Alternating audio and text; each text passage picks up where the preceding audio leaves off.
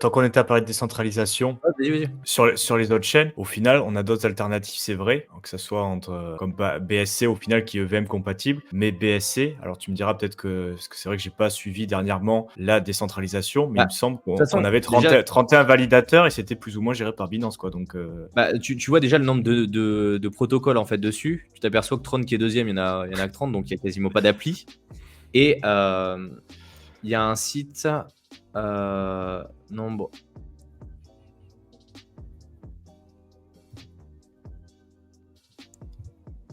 Voilà, qui permet d'avoir justement la liste.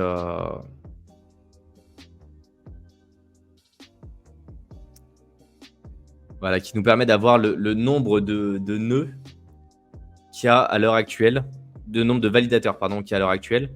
Et si on prend sur Binance, il y a une coalition de 7 nœuds, c'est-à-dire qu'on dépasse les 33% au niveau du proof of stake, on peut potentiellement falsifier la chaîne. Donc effectivement, si tu prends 3 x 7, 28, 21, pardon, oh là, mais j'en peux plus moi.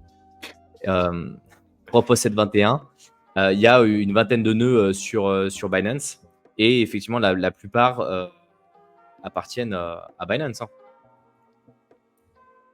Sur le site de Binance.org.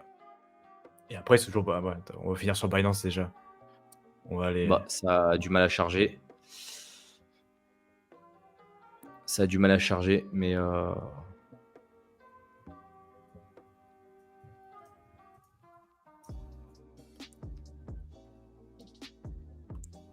sais pas s'il y a la liste.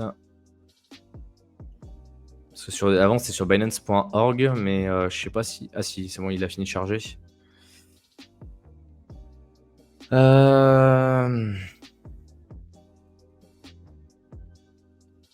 Hop, on va pouvoir voir ça.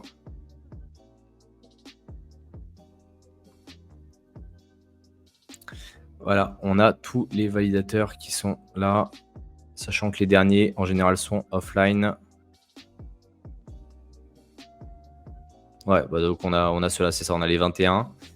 Et après, il faut voir qui y a derrière, mais effectivement, de mémoire, il y a pas mal de nœuds qui appartiennent à Binance. Qui sont hébergés. Affiliés plus ou moins de manière opaque à Binance. Ouais, donc au niveau des centralisations, BSC, bon, on peut se poser des questions aussi.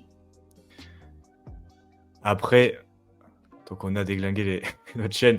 Solana, bon alors peut-être décentralisation, ok.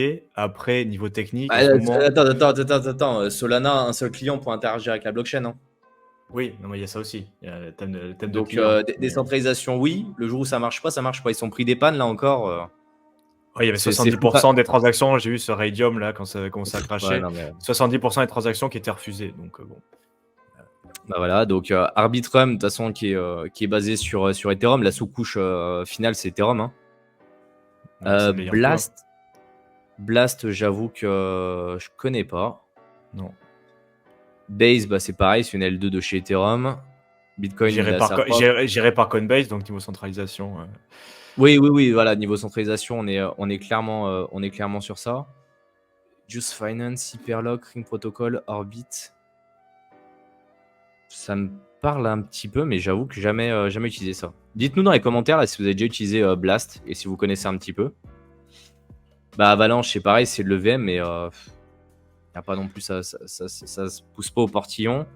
Polygon, admin key, c'est pareil. Polygon, admin key, donc c'est peut-être de son... Ouais, voilà. Mais c'est géré par, il me semble que c'est l'équipe est indienne et il y a des admin keys, donc c'est-à-dire qu'il y a, il me semble, 5 personnes. Je dis peut-être des conneries sur le nombre, mais en tout cas, c'est sûr qu'il y a des admin keys. Oui, il y a des admin keys chez Polygon. Il y a des personnes qui peuvent, s'ils se mettent ensemble, décider de réécrire la blockchain ou de bloquer des transactions, de faire ce qu'ils veulent avec la blockchain. 5 of 8. Ok, donc apparemment, il y a un multisig 5 de 8 qui permettrait de... Les fondateurs en contrôle 4. Génial. D'accord. Voilà. Donc, oui, tu peux faire de la DeFi, mais si un jour ils décident de se réunir autour de la table et de dire maintenant c'est fini, bah, c'est fini, quoi. C'est fini. Tes fonds sont finis. Tes fonds ont disparu. Je l'ai utilisé uniquement en testnet. C'était une catastrophe. Leur truc, il marchait pas. Il y avait des bugs dans tous les sens. Donc, j'avoue que j'ai complètement laissé tomber. Chronos, bah, c'est Sochi Cryptocom. Et après, on est sur des blockchains qui ont des plus petites TVL et qui vont regrouper Oui, ouais, différentes tu vois, choses. à partir du top 10, on passe sur laquelle en dessous de d'un milliard. Voilà, en 12e position, on commence à passer en dessous d'un milliard. Donc, effectivement, il y a peut-être des chaînes qui sont peut-être un peu plus décentralisées, un peu plus résistants à tout ce qui pourrait venir de censure et des choses comme ça. Mais c'est vrai que pour l'instant, quand on regarde les TVL, on n'est clairement pas sur quelque chose qui